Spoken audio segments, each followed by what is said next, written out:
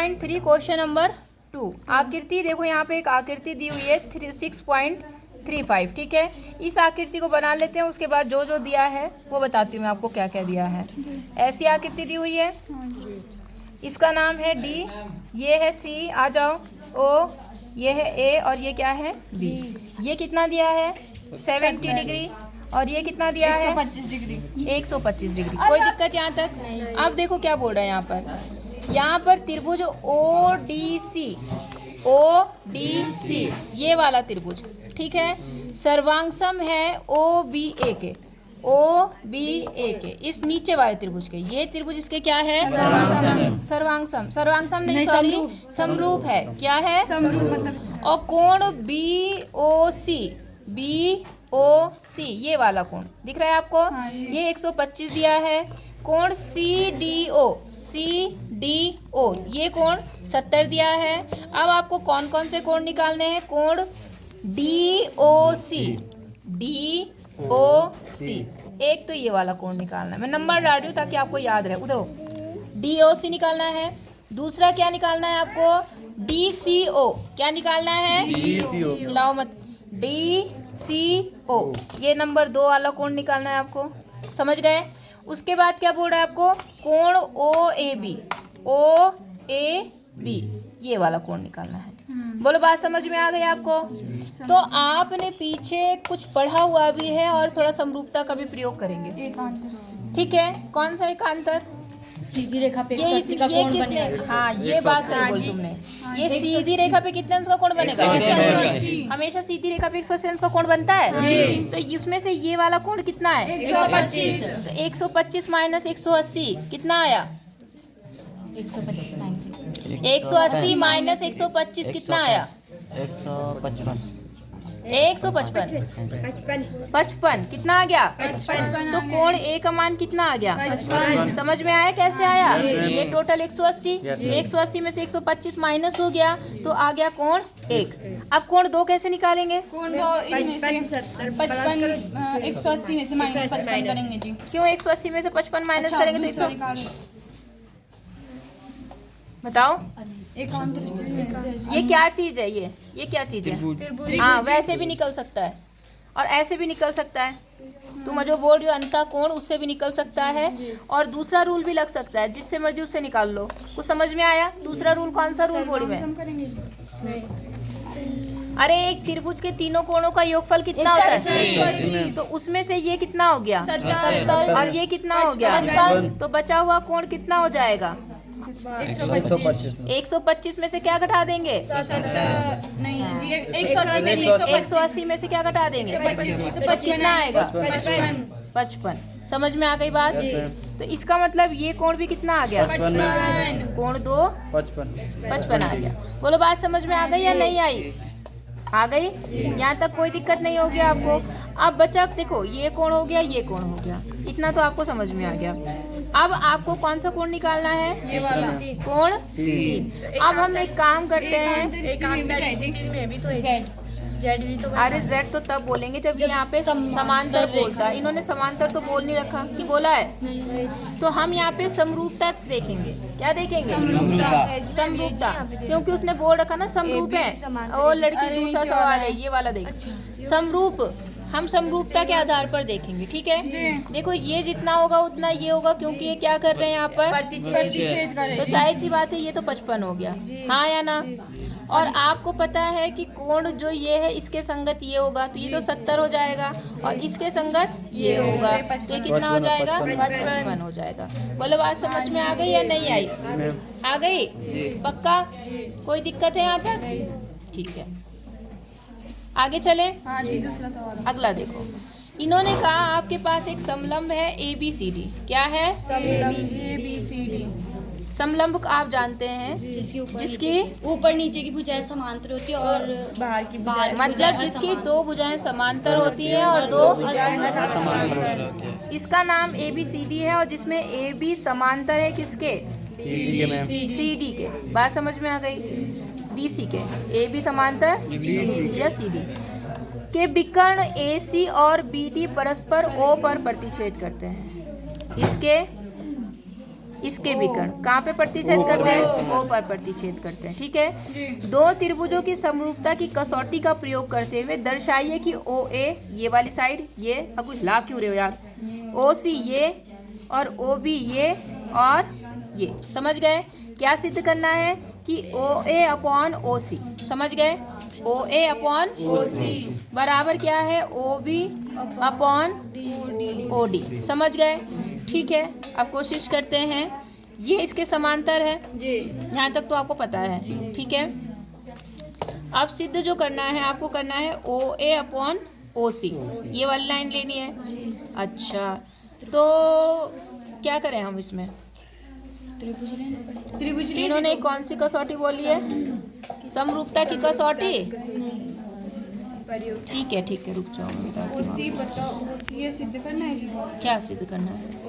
देखो मेरी एक बात सुनो, छोटी सी बात। ये रेखा इसके क्या है? समांतर है, और ये इन्हें प्रतिच्छेद कर रही है, काट रही है। तो कौन से कोण बराबर होते हैं?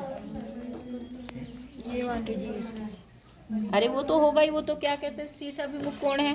मैं ये कहना चाह रही, जब दो रेखाएं एक दूसरे को काटती हैं तो कुछ कोण बराबर होते हैं। जड़ जैसी स्थिति में कोई बिल्कुल, तो उस हिसाब से ये वाला कोण इस वाले कोण के बराबर हो गया, हाँ या ना? और सेम ऐसे ये इसके समांतर है, इसे काट रही है, तो ये कोण इसके बराबर हो जाएगा, हाँ या ना? और चौथा ये आपने इसके बराबर कह दिया, हाँ या ना? तो त्रिभुज कौन सा? ये वाला कौन सा? ए ओ बी समरूप। सर्वांगसम कैसे हो गया? समरूप है किसके? डी ओ सी, त्रिभुज डी ओ सी के। बोलो यहाँ तक बात समझ में आ गई? और जब त्रिभुज समरूप होते हैं तो उनकी संगत भुजाएं क्या होती हैं? समानुपाती जी। अगर इसके बाद कभी किसी ने बराबर बोल दिया ना तो वहीं पे खींच के मारूंगी।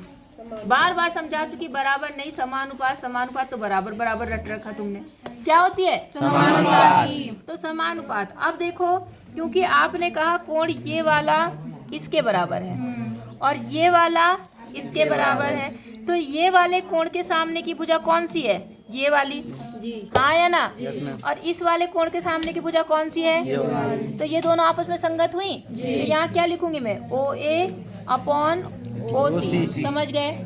अब देखो ये वाला कोण, ये वाला ये इसके संगत ये वाली भुजा हुई और इस वाले कोण के संगत ये भुजा हुई, तो ये भी संगत भुजाएं हो गई, O B upon O D. बोलो बात समझ में आ गई? और सिद्ध यही करना था, हेंस प्रूव। बात समझ में आ गई? पहले आपने क्या करना है, ये छोटा त्रिभुज ऊपर वाला लेना है और ये नीचे वाला लेना है। इनको आप लोग क्या करेंगे?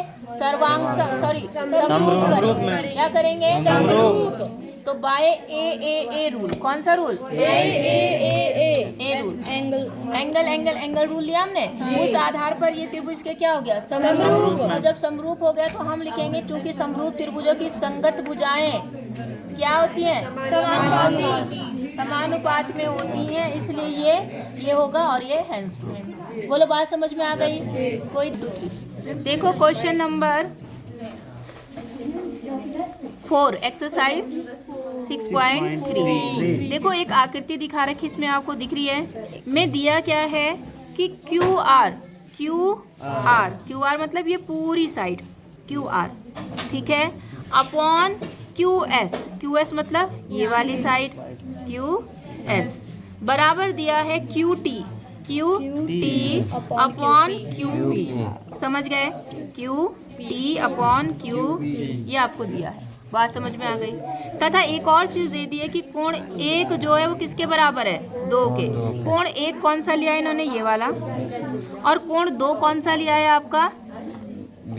ये वाला। पूरा नहीं है वो, ये वाला पूरा है नहीं, आधा। यार था जी। अच्छा पी आर क्यू, अच्छा सॉरी पी आर, समझ गए जी। और साथ में ये वाला कोण, ये कोण मतलब यहाँ से यहाँ तक केवल, समझ गए? ये आपस में क्या है? बराबर है, ठीक है। तो सिद्ध करना है कि पी क्यू एस ये जो छोटा सा त्रिभुज बना दिख रहा है आपको, और जो त्रिभुज बन रहा है टी क्यू आर, ये जो बड़ा त्रिभुज बन रहा है, ये दोनों क्या है? समरूप है, ये आपको बताना है। बोलो बात समझ में आ गई? तो मेरी सिर्फ एक बात समझो, इन्होंने जो चीज़ बराबर दी है हम उससे देख के थे पहले क्या चीज़ है हमारे पास में। इन्होंने कहा क्यू टी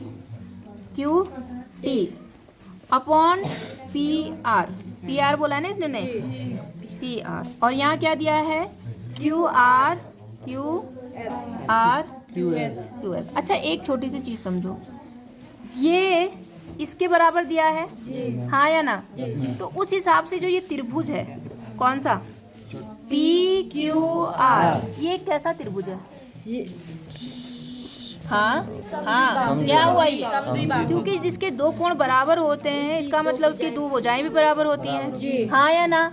तो आपने क्या देखा, त्रिभुज क्यू पी आर एक कैसा त्रिभुज होगा?